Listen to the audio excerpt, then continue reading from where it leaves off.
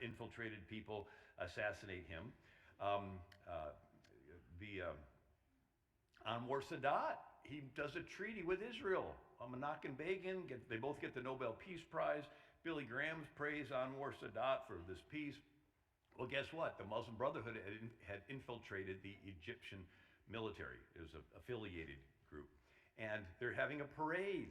And the people that infiltrated the military stop in the parade and level their machine guns, and they kill Anwar Sadat. They assassinate the leader of the country. And so it's a strategy where you go into a country as an immigrant, and then you move into the minority neighborhoods and begin to become politically involved. And then you get violent and drive out the previous inhabitants of the country. But it's an infiltrating. Now, we're familiar with marketing and the psychological warfare, the brainwashing of a nation. It has infiltration, but it also has marketing. And if you think of it, what is marketing? It's wanting to convince people in their brain to buy a product. And so in the 1900s, marketing was Wells Fargo wagon and Sears catalog, and they would tell you everything about a Singer sewing machine. And you would make an informed purchase. But then the early 1900s, you had a change in advertising where they would say nothing about a product, but you'd eat it anyway. It's like the classic was Crisco.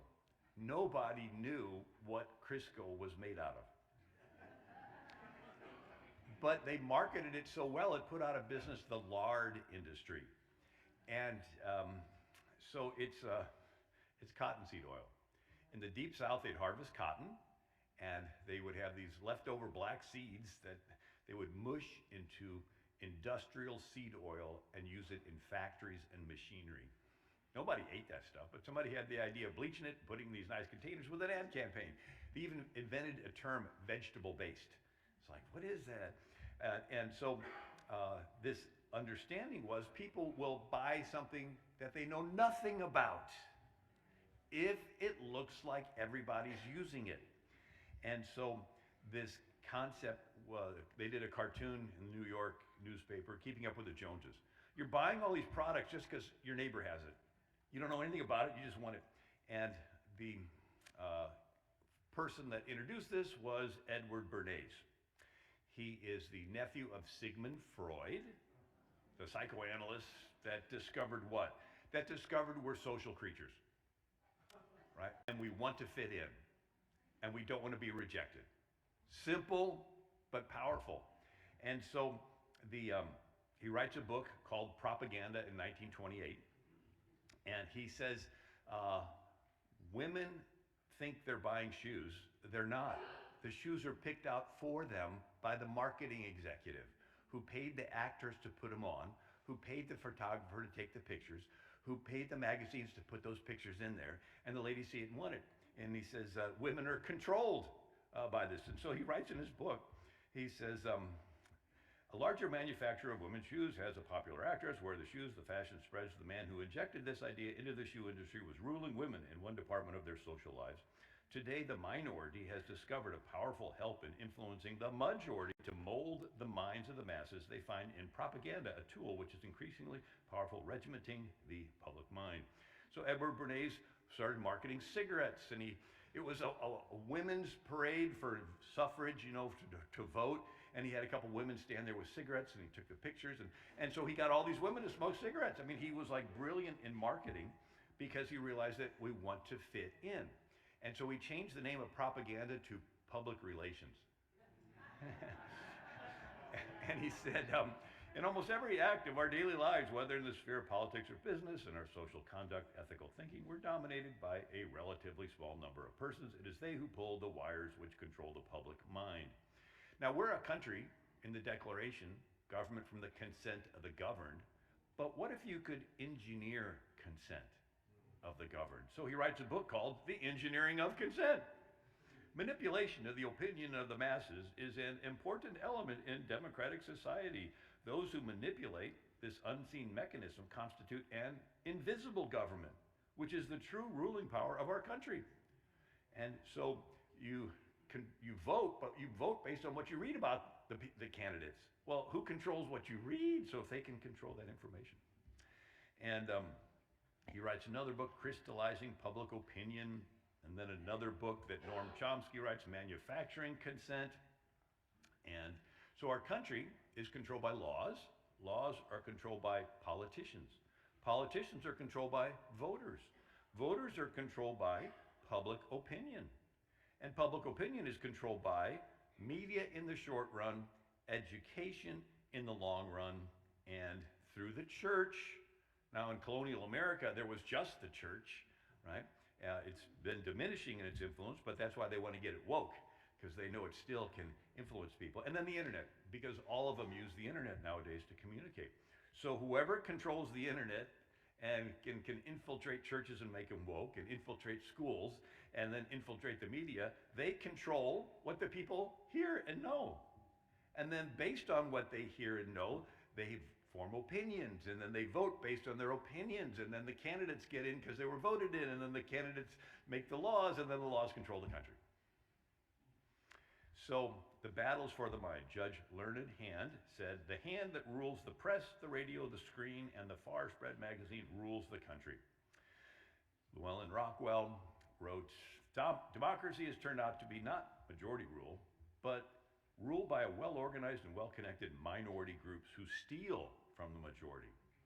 Will and Ariel Durant wrote, democracy is the most difficult of all forms of government, since it requires the widest spread of intelligence. Ignorance lends itself to manipulation by the forces that mold public opinion. We saw this during the Spanish-American War. In Cuba, Spain was starving the people. About a quarter of the country was in concentration camps because they wanted independence, and Spain didn't want them to have it. And they're 90 miles off the coast, but America doesn't want to get involved because we're still recovering from the Civil War. And so William Randolph Hearst has his New York Journal. Joseph Pulitzer has his New York World, and that's where Pulitzer Prize came from. And they printed newspapers on inexpensive paper that turned yellow after a couple days. And so they called it yellow press journalism. And so they realized that, gee, with owning newspapers, we can sway the opinion of the country. So where the country didn't want to get involved in the plight of the Cubans, they wanted to sway the country. So these Cubans are being starved to death by this Colonel Weyler, who's a cruel guy, and Hearst. They did not have the ability to print photographs in the newspapers yet. So you needed an illustrator to draw a picture that they could turn into like an engraving and then print it. So Hearst sends Frederick Remington, an artist, to Cuba, 1897, and he tells him, you furnish the pictures and I'll furnish the war. He had such confidence in his ability to take those pictures and keep putting them in front of the public, and then the public would be swayed, and the public would pressure the politicians, and then the politicians would get into the war. And so we have Oswald Spengler wrote, democracy has become a weapon of the moneyed interests. Now, I think it was good that we freed Cuba from Spain, and Cuba needs to be freed again. But it goes on to say, it uses the media to create the illusion that there is consent of the governed. So you will do what you see other people doing, and if they can create this illusion that it looks like everybody's doing something, you're going to feel a subconscious pressure to want to go along with the group. And he goes on, the press today is an army of carefully organized weapons, the journalists, its officers, the readers, its soldiers. The reader neither knows nor is supposed to know the role he's supposed to play. Democracy is often a government of wealthy elites. And then we have fear. So we have people doing what they see other people doing, but then another motivator is fear. So 1938, radio drama, War of the Worlds, Orson Welles. We interrupt this program to announce that New Jersey is being invaded by Martians. And they did this radio drama so convincingly that people believed it. And everybody in the country ran outside to look up for spaceships. And it was a phenomenon that was studied by psychologists, that you could, boom, get an entire nation. So now we realize you can motivate people through doing what they see others doing, and fear. And so they had a whole series of psychological dramas that was all based on manipulating your perception. And one was the movie Gaslighting. And so Ingrid Bergman starred in it. And in it, she's the niece of a famous actress in London who had been given some jewels. The actress dies, and the niece, Ingrid Bergman, inherits the jewels and her flat, her, like apartment they have in London where they have all of them. And so everybody knows that there's jewels in there somewhere. And a guy befriends Ingrid Bergman and dates her and courts her and marries her. And then he would say, well, you go to sleep. I'm going to go smoke my pipe. And he would go out the house, walk around the block, climb up the fire escape, go on the roof, climb across the roof, open up the window, climb in the window, turn the gas lamp on in the attic to root around looking for jewels because she had locked the attic because it was too emotional to go up there and look at it all. But whenever he turned the gas lamp on in the attic, the gas lamp in the bedroom got dimmer. And she would say, whenever you go for your walk, the gas light in my bedroom gets dimmer. And he goes, your eyes are playing tricks on you. You're seeing things. I think the stress is getting to you. I think you're too emotional. I think we need to take you to a psychologist and the psychiatrist. And they're about to lock her away in an insane asylum. And then he can root around for jewels all he wants. But a guy across the street notices whenever the light goes on in the attic, it's dimmer in her bedroom because there's only a certain amount of gas that comes into that flat. And then they arrest the guy and take him away. But it went into our vernacular, gaslighting. So psychology today says victims of gaslighting are systematically fed false information that leads them to question what they know to be true. They end up doubting their memory, their perception, even their sanity. And so it's usually like terrible people that want to, get a girl, and tries to mess with her mind. But it's done on a nationwide basis. So during World War II, this ability to manipulate perception, you have Army and Air Force Motion Picture Service. I'm serving in the Army. What are you doing? Was it for entertainment?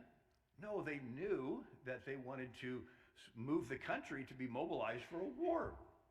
I met a guy years ago that he had 1940s went to the movie theater and saw the movie of the young guy volunteering and becoming a real good soldier and winning and then coming back and being the hero. And he went out and all these guys are signing up at the recruitment table in the lobby of the movie theater.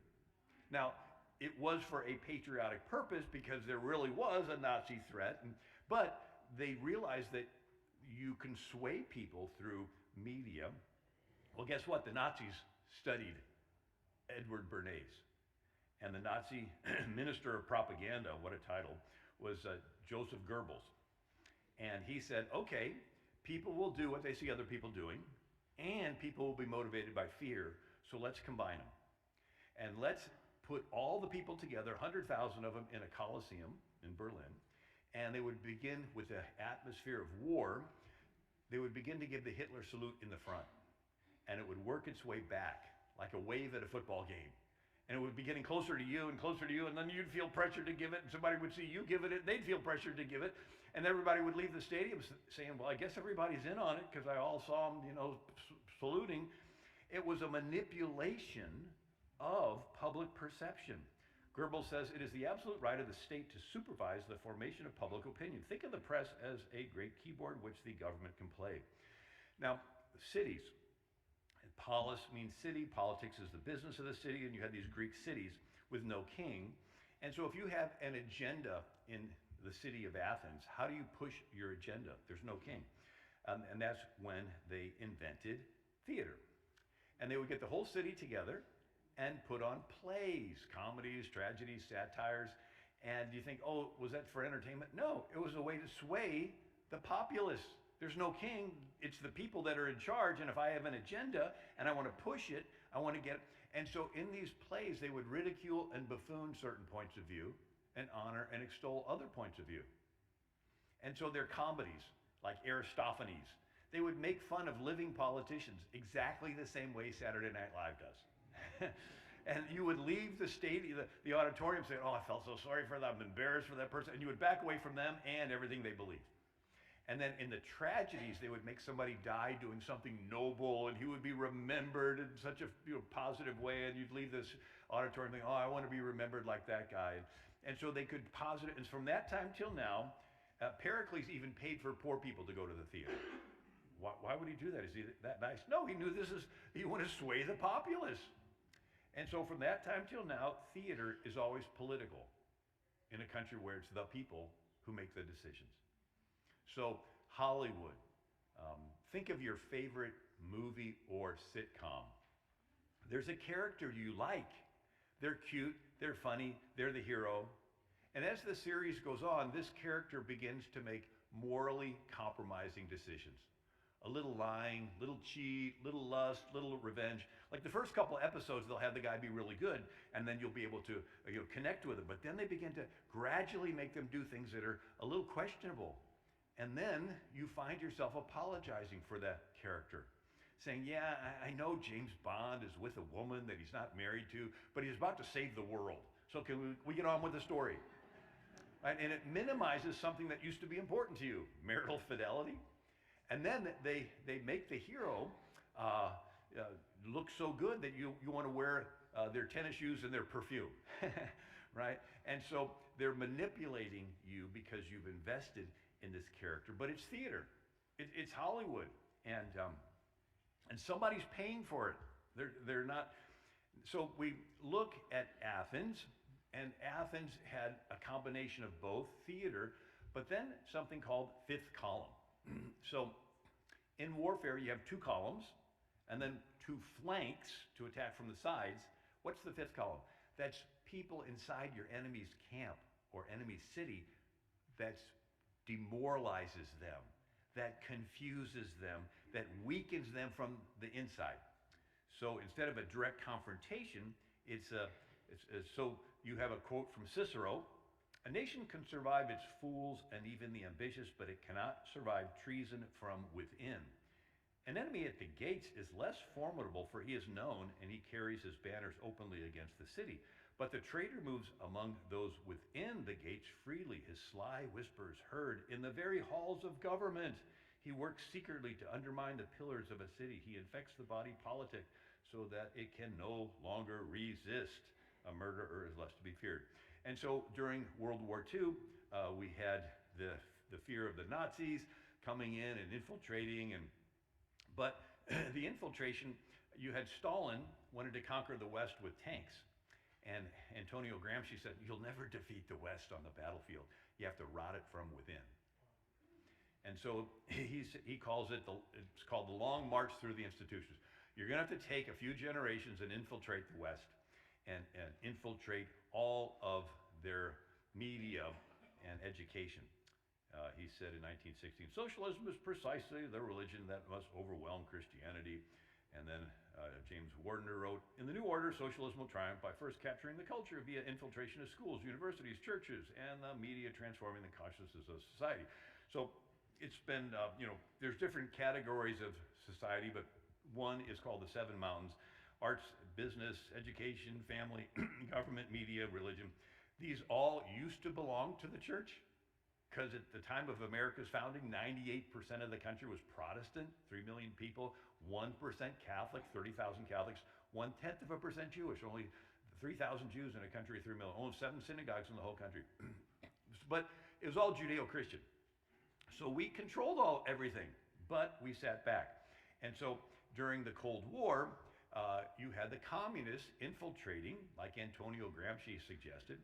And in 1963, Albert Herlong, congressman, read their 45 goals, and I just listed some here. Infiltrate the press, infiltrate the churches, and replace revealed religion with social religion. Infiltrate and gain control of more unions, infiltrate, gain control of big business like BlackRock, State Street, Vanguard, all those, and capture one or both political parties, gain control of key positions in radio and TV. This is 1963 that they talk about it.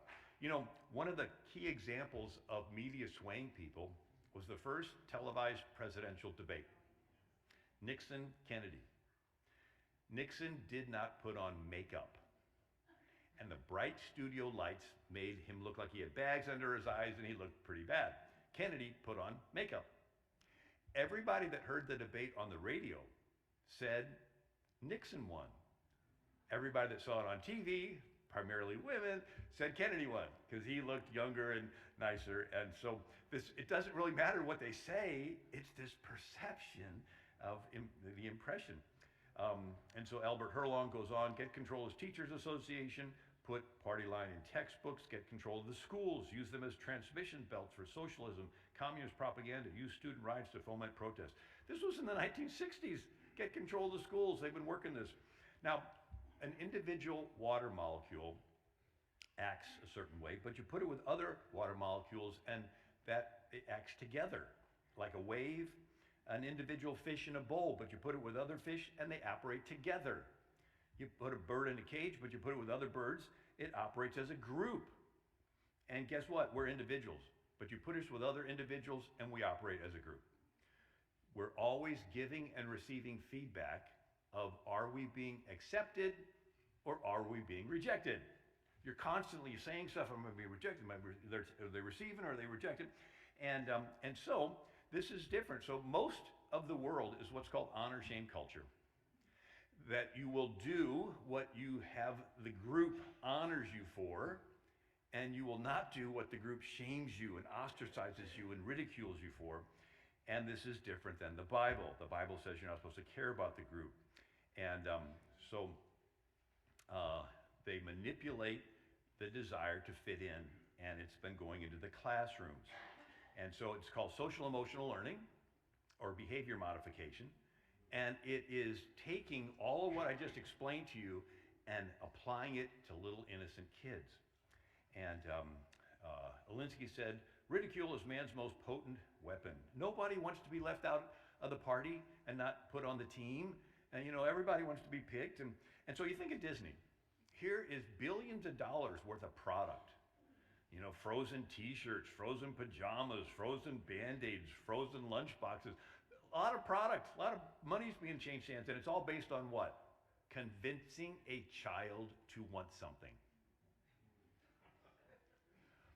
Billions of dollars, and it's all based on what can we do to get a little child to want something.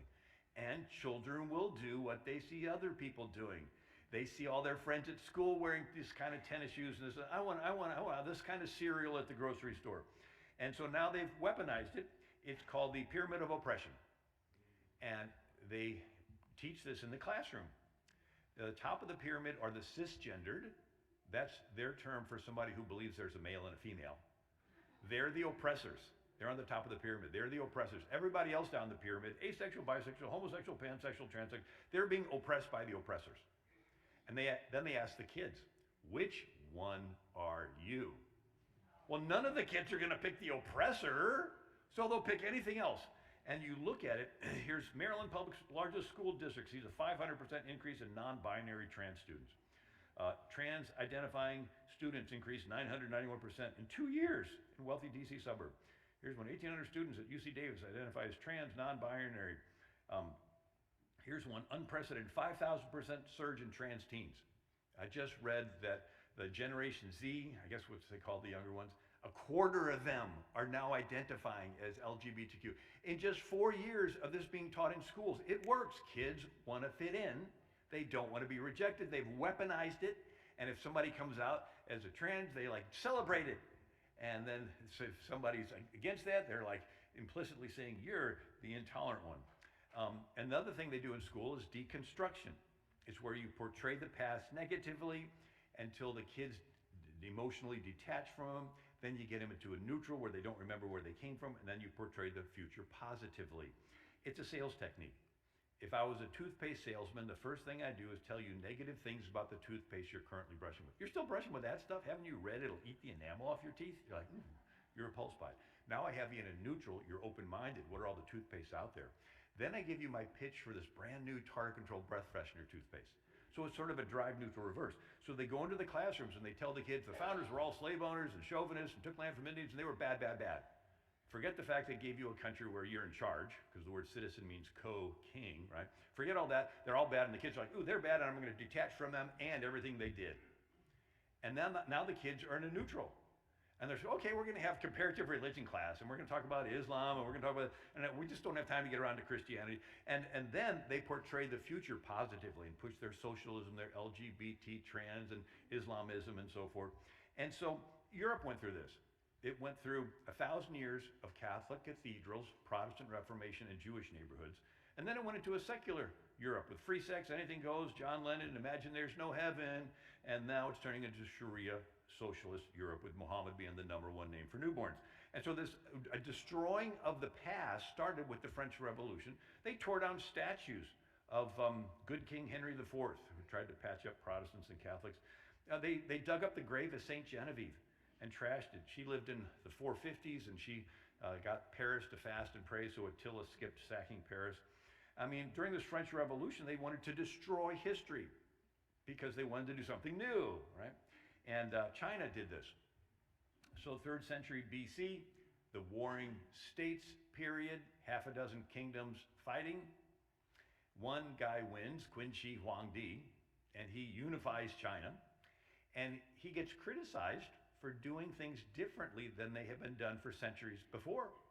And he got tired of being criticized. So he decided to destroy all records of how things were done before.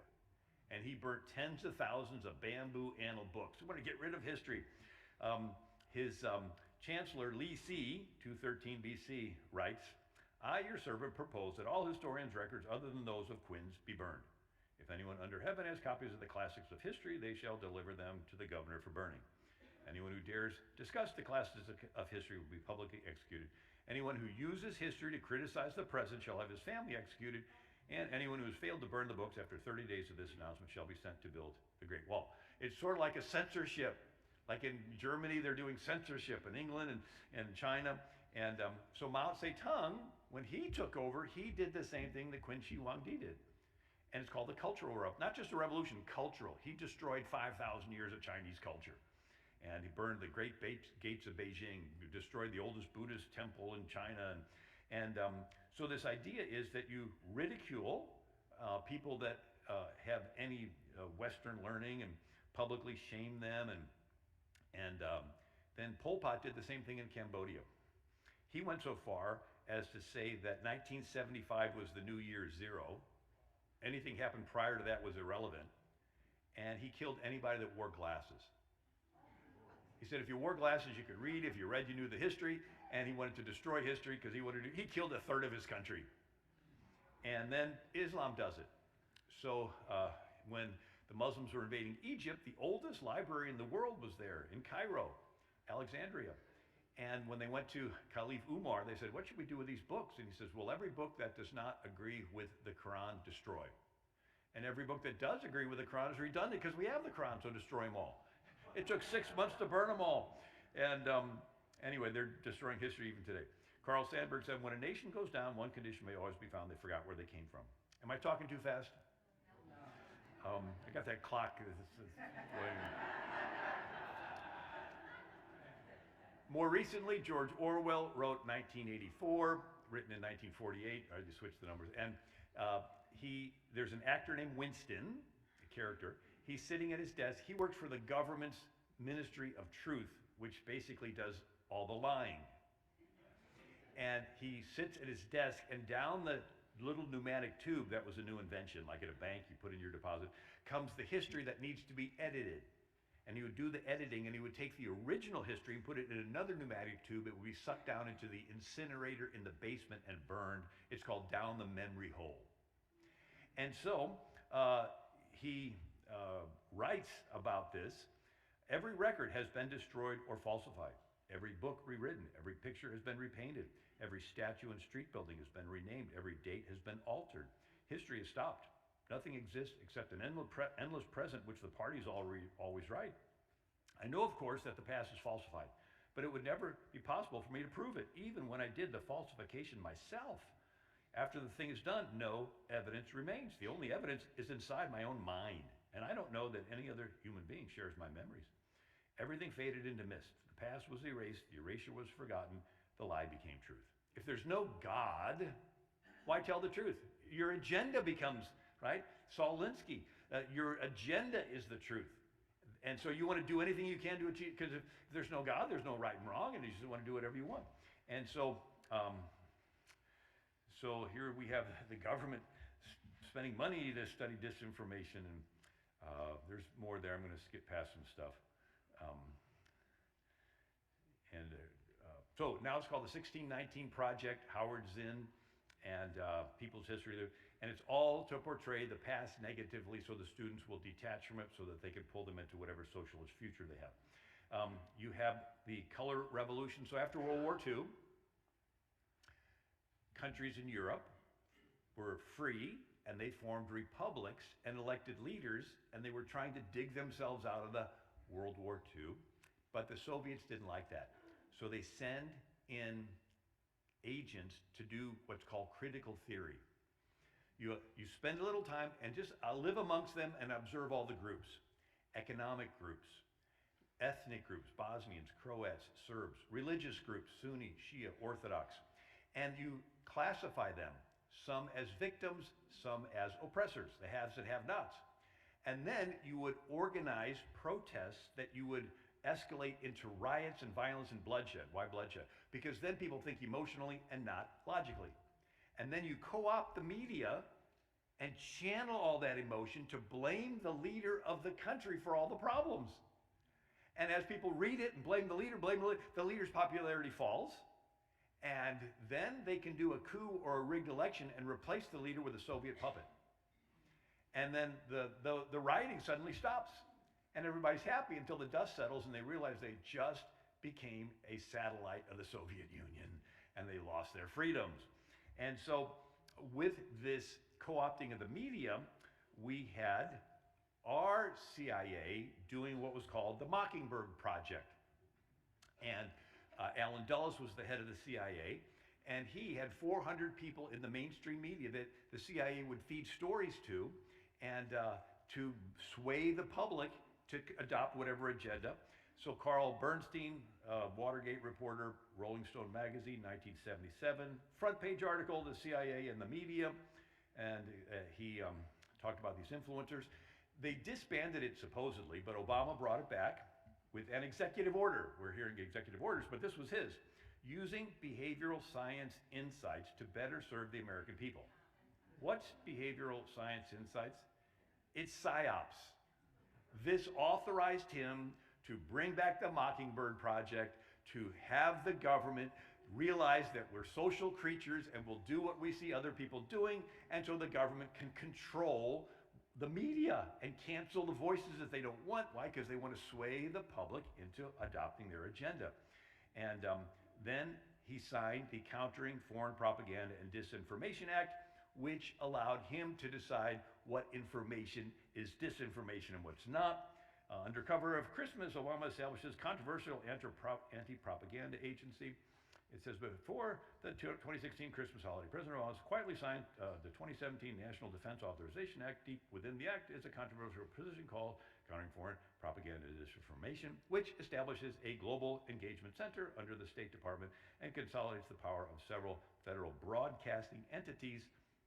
The consolidation of power creates some concern regarding journalistic independence and credibility of media outlets. So, Mike Waller wrote a book, Big Intel, how Cold War heroes became spy villains, how the left subverted the CIA and the FBI. The dramatic story of the Cold War heroics of the CIA, right? Because they were helping to overthrow countries. So our CIA did the KGB thing in reverse because we didn't want countries to be in the Soviet orbit. So we would have them infiltrate countries and do crisis and then co-opt the media to blame the leader, and then we would get rid of the leader. But it says, the dramatic story of Cold War heroics of the CIA followed by its slide into Marxist influence and deep state dysfunction. Once upon a time, the FBI and CIA fought America's enemies at home and abroad. Now they are tools of the growing police state, attacking the left's political enemies, spying on ordinary American citizens, even parents who push back against radical public schools. How did we get here?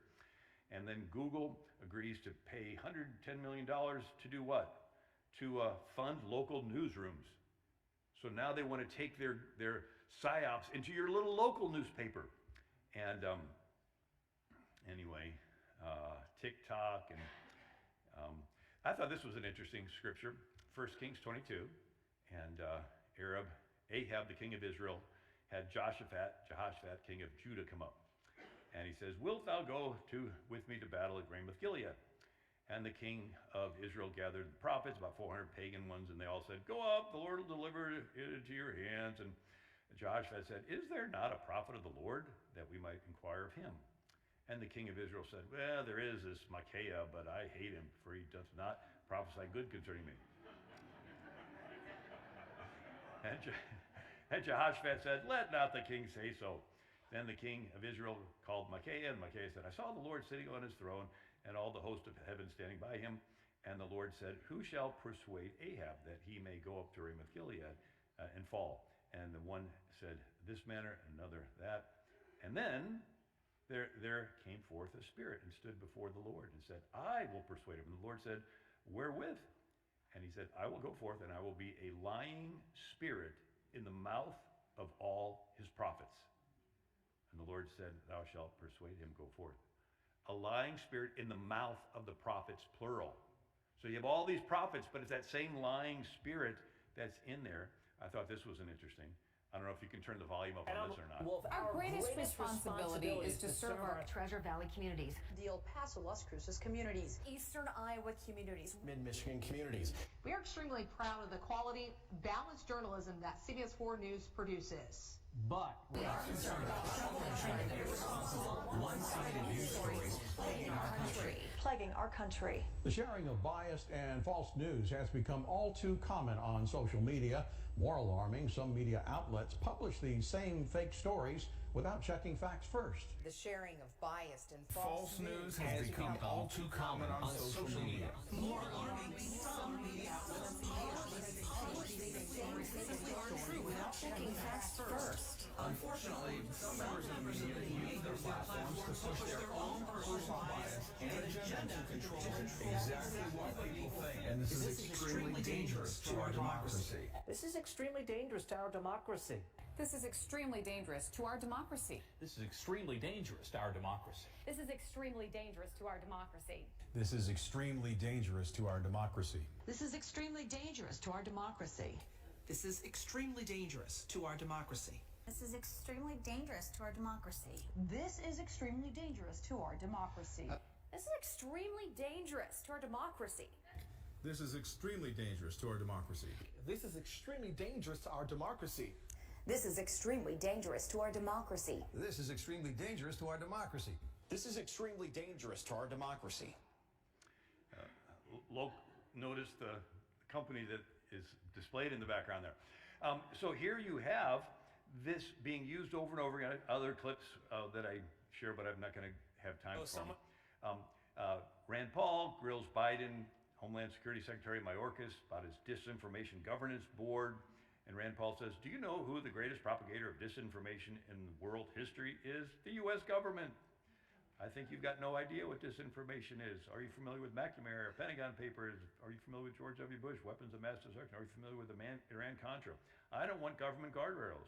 I want you to have nothing to do with speech. Do you think the American people are so stupid that they need you to tell them what truth is? I don't trust government to figure out what truth is. Government is largely disseminating disinformation. Personally, I think it was a miracle that Elon Musk bought Twitter and broke their narrative. And Lord Acton said, official truth is not actual truth. And then Kissinger said, it's not a matter of what is true that counts, but a matter of what is perceived to be true. And I thought this was interesting. Americans trust mass media. Democrats 73%, independents and Republicans 10%. So you've got more of the Holy Spirit that warns you of when you're hearing a lie. And so lots of articles on this. And so this was interesting. A lot of money that goes to foreign countries, actually the corrupt leader keeps a part of it and lives really good, and the rest of it gets funneled back to the politicians in America that voted to give them the money. It's a money laundering scheme. Anyway, psychological operation and brainwashing. Now, during the Cold War, people made it through World War II. Remember Stalag 13 and The Great Escape and Hogan's Heroes? You know, they're in a little barracks and they're all buddying up and encouraging each other. Not the Korean War. They would isolate our guys for days, weeks, months, until they got to this emotional vulnerable place where they just craved wanting to have another human interaction.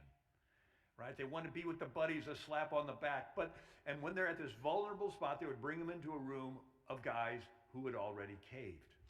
But before they could be accepted in the group and get that emotional support that they craved, they had to reject America. Okay, America's bad. All right, you're one of us now. Okay. And after they were rescued, they still hated America. And our country psychologists are like, what happened to them?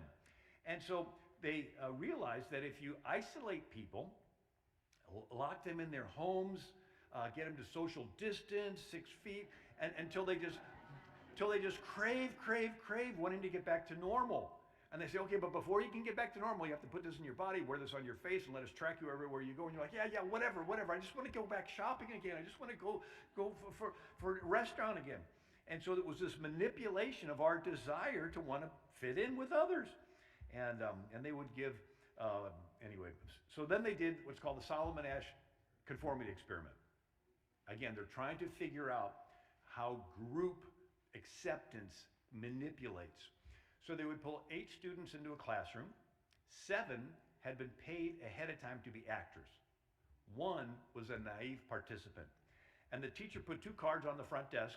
1 card had 1 line, the other 3 lines. And one by one, they would go around the room, and the paid actors would say that the shorter line was equal to the first line. And they would say it really convincingly and everything. And it finally got around to that 8th naive participant. 30% of them would deny their own eyes to fit in with the group. They're looking at the lines with their own eyes and they're not equal, but they say, well, everybody else says they're equal. Yeah, I think they're equal too. Now, if just one other person disagreed, it went from 30% down to 5%. And they call it the spiral of silence. People will self-censor their views if they think they are in the minority. Right? If you think that you're in the minority, you'll just keep quiet. And another guy talking about. So Chuck Colson talks about a wine tasting, and everybody was in on the experiment except one naive couple, and they poured vinegar in the wine. This couple writes, this tastes terrible. But then they go around the room and everybody else says, oh, it was robust, it was great. And this couple scratched out what they wrote and they agreed with the group, oh yeah, it tasted really good. And then when somebody said all they did was pour vinegar in the wine, the couple that changed their views criticized the person for saying they poured vinegar in. And it's a phenomenon called false enforcement. Once people buy into the lie, they will help enforce that other people buy into the lie. Like, I don't know why I'm wearing this on my face, but I'm going to pull up my camera. You don't have it on yours, right? And so you get the little electrons lined up, and they'll put pressure on the rest of them. And so, Exodus 23, neither shall you follow the multitude in doing evil.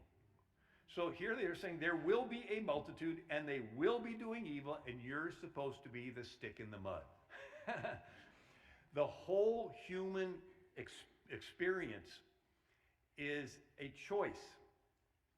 Now, I'll talk about it other times, but you have all of creation, and God has everything run by rules, and we're the only ones with a free will, and He made us for fellowship. He made us to love Him, but there needs to be the choice not to love Him, for the choice to love Him, to be the choice to love Him. And so it's called the forsaking of all others and choosing the one. And I'm going to do one other experiment. I got 3 minutes left. So after the Holocaust, they're like, are all the Germans bad? And then they did this one experiment. And a decade earlier, ecologist Stanley Milgram had also looked at how we respond to authority. Yale.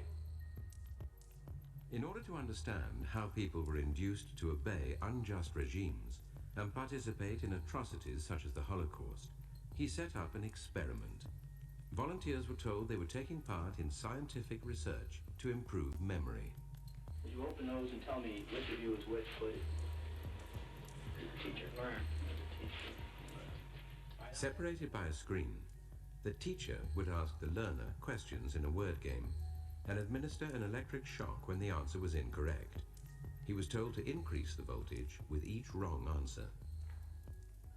cloud. Horse, rock, house. Answer. Wrong. 150 volts. Answer, horse. Experiment. That's all. Get me out of here. Get me out of here, please. Continue, please. Go right on. All right. I refuse to go on. Let me out. Refuses to go on. The experiment requires you continue, teacher. Please continue. Participants didn't know that the learner was really an actor, and the so-called sharks harmless. You're gonna get a shock. 180 volts. I can't stand the pain. Let me out of here. Can't stand it. I'm not gonna kill that man today. I mean, who's gonna take the responsibility if anything happens to that gentleman? I'm responsible for anything that happens here. Continue, please. All right, next one. Slow. Walk, dance, truck, music. Two-thirds of volunteers were prepared to administer a potentially fatal electric shock when encouraged to do so by what they perceived as a legitimate authority figure. In this case, a man in a white coat. 375 volts. I think something's happened to that fellow in there. I don't get no answer. He was hollering a less voltage. Can't you check in and see if he's all right, please? Milgram's findings horrified America.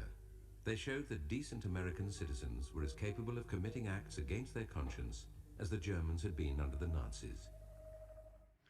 So people will do what they see somebody in a lab coat telling them to do.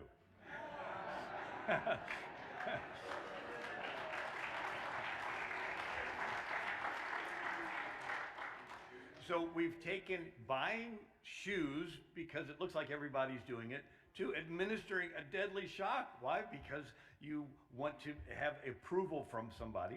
And so the battle is for our minds. I don't have time for it, but another part called psychological projection, where they do bad stuff and they blame you for it. Potiphar's wife accused Joseph of lusting after her when she was lusting after him. And this is a Military Review magazine, 1960, and it says, this is an example of propaganda, technique of name calling. It is what the psychologists call projection. If you do something wrong, accuse the enemy of doing it before he accuses you. The one who makes it first has the advantage. A person ascribes motives to the opposition. He says, we've all heard children claim he hit me first in order to escape blame for the fight. Soviet Union behaves the same way. So this is where you have them doing bad stuff and blaming you. David Axelrod was an advisor to a previous president. He said in Chicago there was an old tradition of throwing a brick through your own campaign office window and then calling a press conference to say you've been attacked. So you do the bad stuff and you blame the opposition. And so when Hillary Clinton was Secretary of State, she approved money flowing, coming from Ukraine. She approved this Uranium One deal, and then $145 million from these sources appear in her Clinton Foundation. And so she's colluding with Russia. So what does she do? She pays for a Steele dossier to accuse Trump of colluding with Russia, right? And here it is. Hillary Clinton campaign pays $113,000 FEC fine in admission of guilt for producing the Steele dossier. And then you have Biden saying, I'm going to withhold money from Ukraine unless they stop investigating my son. So he's extorting Ukraine. What do? They accuse Trump of extorting Ukraine. Biden had classified documents in his garage. What do? They accuse Trump of having classified documents. They just wanted the headlines because they did this projection where they blame you. And Mitt Romney, Harry Reid lied about Mitt Romney not paying his taxes. And then Time Magazine said he did pay his taxes, and Romney says, well, I lied, but he didn't win, did he? So it's okay to do the bad stuff and blame the opponent for doing the bad stuff. And there's more there. Charlie Hurt, Fox News, the whole thing is like this game of projection. Whatever they accuse President Trump of doing, we find out that not only did President Trump not do it, but they did it. Elon Musk, they deflect attention away from themselves. It's sort of like a preemptive moral strike. Those who are saying that Trump is a threat to democracy are themselves actually the threat to democracy. And Nancy Pelosi calls it the wrap-up smear. It's a diversionary tactic. You demonize them, and the wrap-up smear, you smear somebody with falsehoods, and then it's reported in the press. And anyway, it's a lot more there. So you have the minority of high priests, the priests stirring up the people to want Jesus. The people love Jesus. Here, 4 days earlier, Jesus comes into Jerusalem riding a donkey, and they're saying, Hosanna in the highest. And so they're praising him. But the small minority of priests manipulated the people to say, crucify him. And so why are we saying this? Because we see that they're trying to, they're going to try to manipulate people in the last days. You know, there's the story of King Zedekiah, and he's bad. And Jeremiah says, if you surrender to the king of Babylon, Jerusalem's going to be spared. And Zedekiah says, what will the Jews in captivity say about me? It's like, dude, you just got told by the prophet that this city is going to be burnt to the ground. And you care about what some people who are already in captivity are going to say about you? The fear of rejection is very powerful. Are you willing to be rejected by your friends? It says, some were going to follow Jesus, but they didn't confess him publicly, lest they should be put out of the synagogue, for they love the praise of men more than the praise of God. And so Peter's with a group around a fire, and a girl gets in his face and says, you were with Jesus. And you can just picture Peter looking around the fire, and everybody's eyeing him, and he realizes he's about to get kicked out of this group. No more acceptance. And he says, I never met the guy. It's like, that's it? You were with him for 3 years, and you denied him that quick? It's really a power that exerts itself, that we want to be part of a group.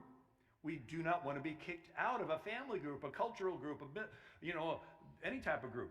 But after the resurrection, Peter's filled with the Holy Spirit, and they say, we gave you strict orders not to teach in his name, the Sanhedrin. And Peter said, we must obey God rather than men. Suddenly, Peter doesn't care about being kicked out of a group. What happened to him? Right? He's filled with the Holy Spirit. And so when everybody's kneeling in protest to the flag, this Giants pitcher, James Coonrod, was the only one not to kneel. Afterwards, they asked him why. He says, I'm a Christian, so I just believe that I can't kneel before anybody besides God. It's only when you have a relationship with God can you not care about group pressure. Jonathan Isaac, I met him. He's the only player not to kneel in protest to the flag. And afterwards, they asked him why. He goes, all lives are supported through the gospel. Everyone's made in the image of God, and we all share in his glory. And so this idea of, do we want the approval of man, the approval of God? All of humanity, why did God make us? Well, for a relationship. And so there has to be the choice not to have the relationship for the choice to be a choice to choose him, right? For the forsaking of all others and choosing the one. And I'm skipping past stuff because of time. So, movies. Romance builds up to this moment of forsaking of all others and choosing the one. I think God is pushing the world to a decision-making moment. And what's the choice? Do you want to be accepted by the group? Do you want to be accepted by God? He set up this thing. And so the group gives you this group acceptance, but what's the state? The state is a weaponized group. Saying if you don't cave to the government, then you're going to have all this bad stuff happen to you. And so God is putting us into a position where we have to make a choice. Do we want to be accepted by the group? If you want to be accepted by the group, the goalposts are constantly moving.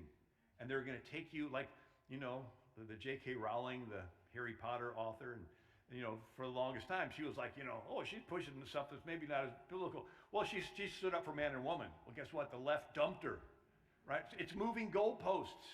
And it's going to take them all the way to hell. And all the way to say, well, you got to accept Satan, and well, if the group says so. And then there's those that says, I'm sorry, this far and no further. I'm going to say no to the group, and I may lose my friends. I may have people block me. But all I care about is Jesus. Anyway, thank you so much.